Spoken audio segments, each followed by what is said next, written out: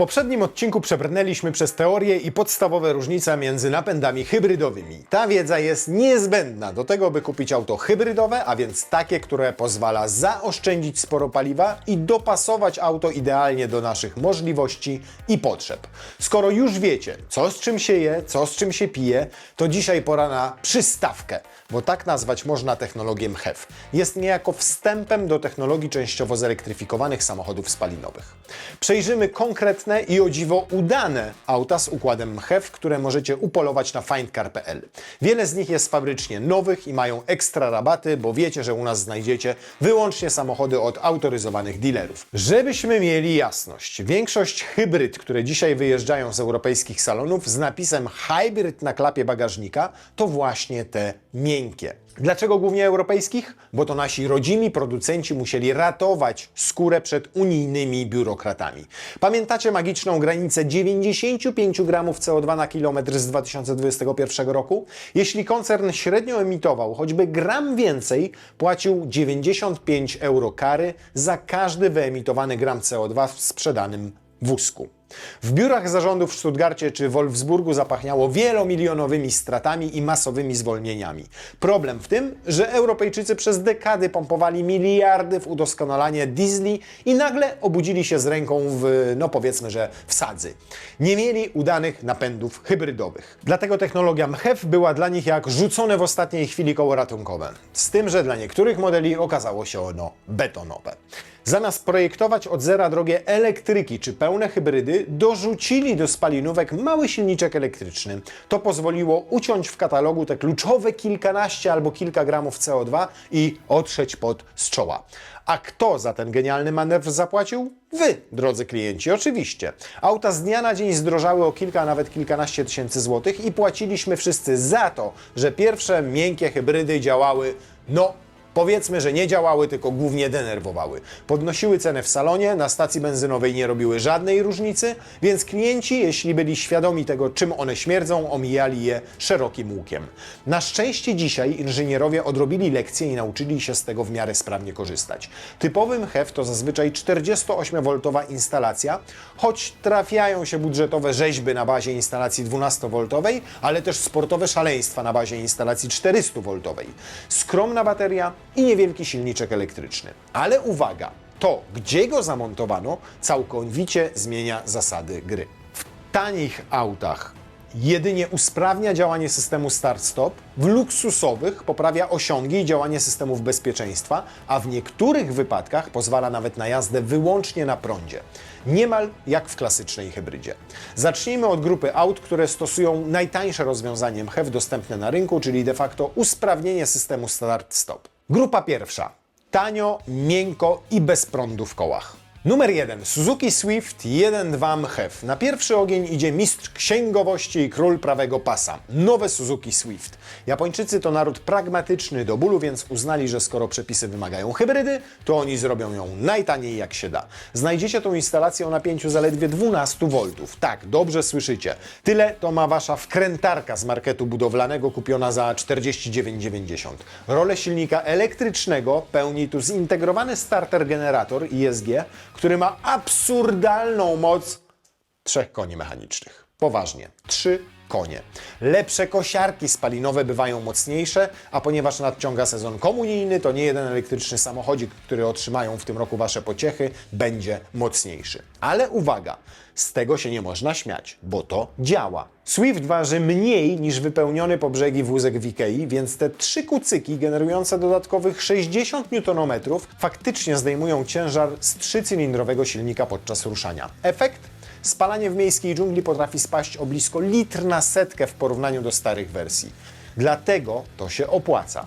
Auto kochają instruktorzy nauki jazdy, stateczni działkowcy i absolutnie każdy, kto dostaje palpitacji serca na widok pylonu cenowego na stacji benzynowej. My znaleźliśmy świetną sztukę od dealera MM Car z Katowice. Zamiast katalogowych 81 tysięcy wóz jest wyceniony na 77 700 zł. W tych czasach to jak za darmo. Numer 2. Ford Puma 1.0 EcoBoost MHEV. To samochód dla kogoś, kto bardzo chciał mieć groźnego SUV-a, ale budżet pozwolił mu tylko na Fiestę, którą ktoś napompował kompresorem i postawił na szczudłach. Ale w przypadku tego MHEV-a mamy już znacznie poważniejsze rozwiązanie, bo Ford nie szczypał się w tańcu i wrzucił instalację 48V spiętą z litrowym silnikiem EcoBoost. I teraz chwila prawdy. Ten system MHEV uratował honor tego silnika. Przed erą hybryd, 3-cylindrowy EcoBoost przy każdym gaszeniu i odpalaniu przez system start-stop trząsł całą budą, jakby miał atak padaczki. Teraz, dzięki zintegrowanemu z paskiem rozrusznikowi BISG, silnik odpala bezszelestnie w ułamku sekundy. Co więcej, prądnica potrafi dorzucić 16 koni i 50 Nm przy niskich obrotach, wspomagając silnik spalinowy. Teraz Puma nie tylko nieźle się prowadzi, ale też przyspiesza, przy okazji spalając w mieście o cały litr mniej. Na Findcar znajdziecie ofertę od PGD OMC Warszawa. Cenniki potrafią tu straszyć kwotami rzędu 120 000 złotych, ale ta sztuka jest do wzięcia za 96 900 zł. Kawał solidnego rabatu na jedno z najlepiej prowadzących się aut w tej klasie. Wyglądające z daleka jak niemal trzykrotnie droższy Porsche Macan. Numer 3. Renault Austral 1.3 TCSE Mild Hybrid. Francuski sposób na udawanie, że dbamy o niedźwiedzie polarne. Renault Austral dostał pod maskę świetny, opracowany wspólnie z Mercedesem silnik 1.3 TCE, do którego przyklejono bardzo prostą instalację 12V. Jeżeli macie teraz nieprzyjemne déjà vu, to słusznie, bo ten sam układ testowaliśmy na kanale Karoseria w bliźniaczym Renault Arkana, na którym nie zostawiliśmy suchej nitki, bo tam napęd szarpał tak, jakby skrzynia biegów kłóciła się z silnikiem. Na szczęście inżynierowie Renault poszli po rozum do głowy i zaktualizowali oprogramowanie i zmienili skrzynię biegów na bezstopniową. W Australu działa to płynnie, ale to wciąż tylko mocniejszy alternator, który ładuje małą bateryjkę przy hamowaniu i pozwala wyłączyć silnik spalinowy, gdy toczycie się do świateł poniżej 15 na godzinę. Nie pojedziecie tym autem na prądzie do piekarni po bagietkę, ale to auto wreszcie przestało irytować. Wygląda nieźle, jest sensownie wykończone. Jego test trafił zresztą niedawno na Karoserię i byliśmy w szoku, jak bardzo udał się ten model Francuzom. Ojcowie rodzin, którzy chcą mieć w środku kokpit wyglądający jak mostek statku kosmicznego, ale pod maską preferują relatywnie prostą i sprawdzoną mechanikę, mogą odetchnąć z ulgą. A jak chcecie zobaczyć, o ile taniej można kupić te auta w salonie, to zapraszamy do PGD Warszawa Białowieska. Cena tego egzemplarza zeszła z wysokiego C na bardzo przyjemne 125 900 zł. Auto jest fabrycznie nowe i gotowe do odbioru w salonie. Numer 4. Cupra Formentor 1.5 ETSI. Jeden z fajniejszych modeli produkowanych przez koncern WAG. Cupra Formentor to obiekt pożądania bywalców siłowni, menedżerów średniego szczebla i wszystkich tych, którzy chcą wyglądać agresywnie, ale nocami szukają w internecie sposobów na obniżenie spalania. Mamy tu zaawansowany system HEV 48V z silnikiem 1.5 ETSI. I tu ciekawostka, wprowadzenie tej miękkiej hybrydy wymusiło na Volkswagenie zabicie w tej wersji manualnej skrzyni biegów. Chcesz prąd? Musisz mieć DSG. Dlaczego? Bo elektronika musi mieć pełną władzę nad sprzęgłem. Kiedy jedziecie autostradą i puszczacie gaz, skrzynia błyskawicznie się rozłącza, silnik spalinowy całkowicie gaśnie, a Wy żeglujecie do przodu w absolutnej ciszy. Wszystkie systemy podtrzymuje bateria litowo-jonowa umieszczona pod fotelem pasażera. Dodatkowo silnik potrafi odłączyć 2 cylindry, gdy jedziecie spokojnie. Za niecałych 150 000 złotych dostajecie wóz, który na lewym pasie budzi respekt, a przy dystrybutorze wywołuje uśmiech. A ten egzemplarz z Cupro Studio Poznań według katalogu kosztował ponad 171 000, ale przeceniono go do 148 900 zł. A teraz bardzo miękkie hybrydy, które bardzo chciałyby być dorosłe. Wchodzimy więc piętro wyżej. Zapomnijcie o popierdółkach montowanych na pasku klinowym. Tutaj inżynierowie Stellantisa i Audi wrzucili silniki elektryczne prosto do skrzyni biegów. To zmienia absolutnie wszystko, bo te auta, choć to wciąż MHEV, potrafią realnie jeździć na samym prądzie. Fiat Grande Panda 1.2 MHEV. Zaczynamy od pudełka, które wygląda, jakby ktoś wyciągnął je z gry Minecraft. Fiat Grande Panda. Pod maską siedzi niesławny francuski silnik 1.2 PureTech. Ale bez paniki. Stellantis wreszcie się zlitował i w tej nowej wersji wywalił łuszczący się w oleju pasek rozrządu. Zastąpił go solidnym łańcuchem. Uff! Wersja w Pandzie ma 100 koni mechanicznych, 48V silnik elektryczny generujący 28 koni, który jest sprytnie upchnięty w nowej, sześciobiegowej skrzyni dwusprzęgłowej eDCT. Co to daje? A to, że w miejskim korku Grande Panda potrafi manewrować, pełzać i ruszać, nie budząc do życia silnika spalinowego. To wóz dla współczesnego drwala z sojowym latte, który potrzebuje modnego gadżetu na dojazdy do korpo. Wygląda rewelacyjnie, jest tani i wreszcie nie strach nim wyjechać za miasto. Ta Panda jest dostępna u dealera Fiata z Zielonej Góry. Cena? Jak za kultowe autko o oryginalnym wyglądzie i dzisiejsze realia to całkiem przyzwoite 84 900 zł. A teraz Citroen C4 1.2 Hybrid 136. Citroen C4 to auto dla kogoś, kto nienawidzi sportowych nastawów zawieszenia, twardych foteli i czucia drogi na kierownicy. To latający dywan. Mamy tu dokładnie ten sam silnik elektryczny umieszczony w skrzyni eDCT6 co w Pandzie, ale moc systemowa silnika spalinowego elektrycznego to 145 koni mechanicznych. Skąd ta różnica? Citroen zastosował tu turbosprężarkę o zmiennej geometrii łopatek VGT i cykl Millera, co drastycznie poprawiło sprawność cieplną jednostki. Silnik elektryczny tak sprawnie ukrywa chwilę, w której turbo nabiera ciśnienia, że auto po wciśnięciu gazu zaskakująco sprawnie wyrywa do przodu. W ruchu miejskim ten Citroen potrafi spędzić nawet 50% czasu podróży z wyłączonym silnikiem spalinowym. Czysty komfort za bardzo rozsądne pieniądze. Akumulator znajduje się pod przednim fotelem, więc ten mchew nie ogranicza miejsca w bagażniku.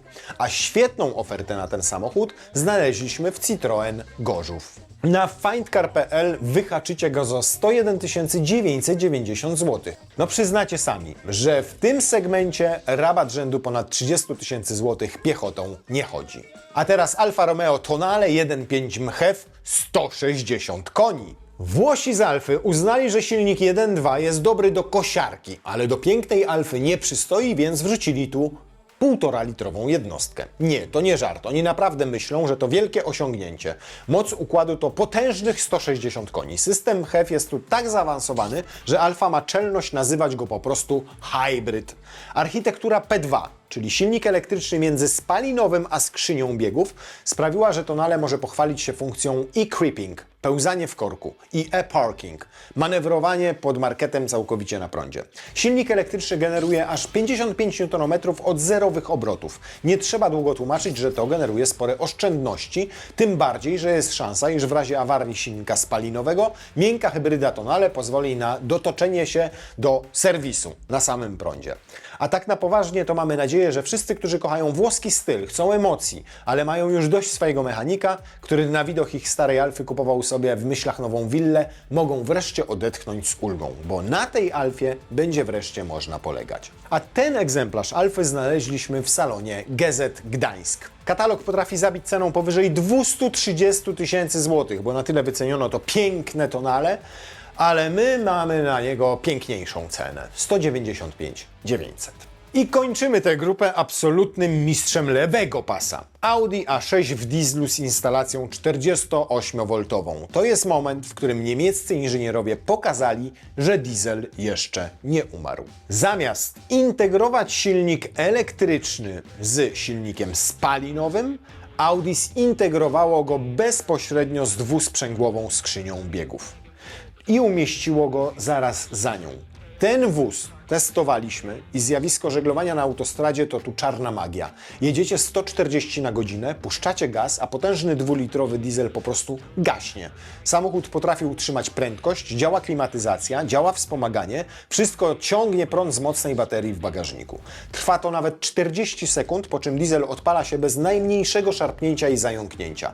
W realnym ruchu miejskim ten mchew obniża spalanie nawet o 2 litry, bo potrafi rozpędzić się tylko na prądzie do prędkości około 50 km na godzinę.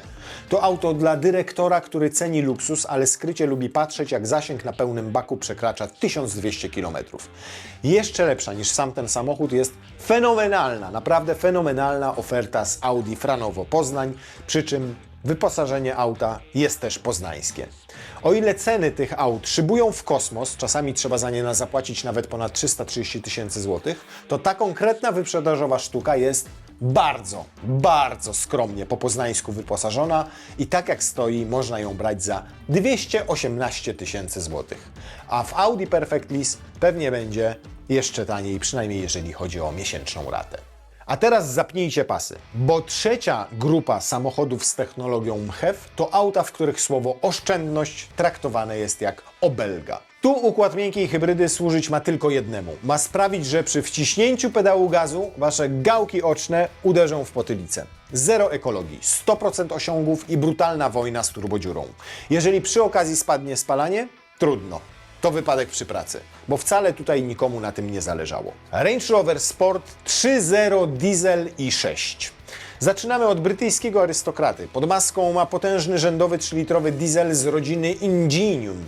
Normalnie takie wielkie bydle z wielkim turbo potrzebuje sekundy, żeby zrozumieć, że wcisnęliście gaz do dechy, zanim spaliny napędzą wirnik w turbosprężarce. Ale nie tutaj, bo inżynierowie z Solihull zamontowali tu zaawansowaną instalację 48V, która zasila potężny elektryczny kompresor. Zanim gazy spalinowe w ogóle zdążą wyjść z cylindrów, prąd w ułamku sekundy rozkręca elektryczną turbinę i pompuje powietrze do dolotu. Reakcja na gaz jest natychmiastowa. Ten ważący blisko 3 tony zamek na kołach startuje spod świateł z brutalnością wygłodniałego rottweilera, wymazując słowo turbodziura ze słownika. To wóz dla człowieka, który nienawidzi czekać na cokolwiek. A ten egzemplarz, który widzicie, pochodzi od Jaguar Land Rover Team Długołęka. Przeceniony jest po sporych rabatach do 552 570 zł, wcześniej kosztował 600, ale na pewno jeszcze można ponegocjować albo przynajmniej zawalczyć o dobre finansowanie. Mercedes AMG GLE 53. Ten Mercedes to niemiecki dresiarz, urodzony w Turcji, który ukończył Oxford i ubrał drogi garnitur, ale pod mankietem wciąż widać więzienne tatuaże. Mamy tu rzędową doładowaną szóstkę, wzmocnioną energią z silnika elektrycznego, który został zintegrowany bezpośrednio ze skrzynią biegów. Ten silnik elektryczny ma 22 konie mechaniczne i 250 Nm, ale oprócz tego 48V energią pochodzącą z akumulatora zasilana jest także turbosprężarka. A teraz słuchajcie, przerywnik, bo chciałem Wam przeczytać coś, co nasz producent, czyli Michał, zawarł w scenariuszu. Uwaga, ręka w górę w komentarzach, kto zrozumie. Kiedy wklepujecie gaz w podłogę, silnik elektryczny wrzuca Wam w kręgosłup 0,004 Nm ułamku milisekundy, kupując czas dla głównej turbosprężarki, żeby ta mogła wkręcić się na swoje gigantyczne obroty. Efekt? Kiedy tylko kładziecie nogę na pedale gazu, od razu działa silnik elektryczny generujący całkiem przyzwoitych 250 Nm.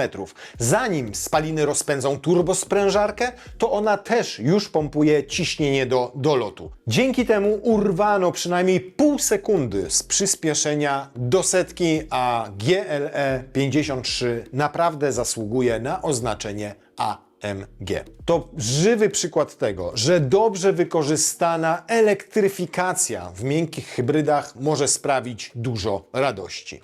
A GLE, które oglądacie w tym momencie na ekranie, pochodzi z Intercar Silesia. Z cennikowych prawie 723 tysięcy złotych dealer zszedł na 606 712 zł. Prawie stówka zostaje Wam w kieszeni, przynajmniej na opony, które pewnie i tak znikną po miesiącu. Zostaje Wam w kieszeni ponad 100 tysięcy złotych. Wystarczy na kilka kompletów opon i wiele tankowań, nawet drogiej benzyny. A teraz wisienka na torcie. Crème de la crème. Szczyt góry lodowej pod tytułem Technologia Mild Hybrid i jednocześnie prawdziwa wirtuozeria prosto ze Stuttgartu. Porsche w nowym 911 GTS nie bawiło się w jakieś marne 48V. Wrzucili tu od razu instalację napięciu 400V wyciągniętą prosto z motosportu. Serce tego mchewa to unikatowa na skalę światową pojedyncza elektryczna turbosprężarka. Między wirnikiem turbiny a kompresorem zamontowano ultrawydajny silnik elektryczny. W efekcie ta elektryczna suszarka wkręca się od 0 na 120 tysięcy obrotów szybciej niż trwa mrugnięcie okiem. Drugi silnik elektryczny zintegrowano w nowej 8-biegowej przekładni PDK. Łączna moc całego układu? 541 koni mechanicznych. Samochód na torze zachowuje się jak w grze wideo. Naciskasz gaz i dostajesz wszystko natychmiast, a przy puszczeniu pedału to samo elektryczne turbo odzyskuje energię spalin i ładuje małą baterię. To nie jest miękka hybryda dla księgowych. To miękka hybryda, która urywa ułamki sekund z czasów okrążeń na każdym torze. Jeśli myślicie, że takich aut nie ma na Findcarze, to jesteście w błędzie. Jest ich kilka i to gotowych do odbioru w różnych kolorach, a ten prezentowany na zdjęciach egzemplarz pochodzi z Porsche Centrum Łódź. Cena? 870 000 złotych. Tak, to dużo, ale cennikowo ten samochód kosztował prawie 1 000 000 złotych, dokładnie 1 000 000 bez 11 000. Więc i tak rabat wynosi ponad 100 000 złotych. Tutaj jednak od ceny ważniejsze jest to, że jeżeli kolor i wersja Wam odpowiadają, to możecie wejść bez kolejki i wielu miesięcy czekania na produkcję skonfigurowanego auta marzeń. I to by było na tyle na dzisiaj. 11 samochodów udowadniających, że system HEV wcale nie musi być tylko nudnym obowiązkiem wynikającym z dyrektyw Unii Europejskiej. Od oszczędzania kropel benzyny w budżetowym Swifcie, przez bezgłośne pełzanie w korkach włoskimi i francuskimi kompaktami, po brutalne doznania w AMG i Porsche. I pamiętajcie, że każde z tych 11 aut znajdziecie na portalu findcar.pl. Chyba że te konkretne egzemplarze, które Wam pokazaliśmy, już się sprzedały, ale wówczas macie do dyspozycji kilka, kilkanaście, a może nawet kilkadziesiąt innych. Więc nie zwlekajcie, tylko wysyłajcie zapytania bezpośrednio z naszej strony do dealerów. One trafiają do ich skrzynek mailowych, a nie do naszej. I pamiętajcie, że możecie też ustawić sobie u nas na stronie do każdego samochodu parametry finansowania, jakimi jesteście zainteresowani, i dokładnie w takiej formie trafi to do dealera. I dotyczy to zarówno kredytu, leasingu, jak i najmu długoterminowego. A my widzimy się już za tydzień w kolejnym odcinku, tradycyjnie w niedzielę, i weźmiemy pod lupę tym razem nie miękkie hybrydy, a te twarde, czyli klasyczne.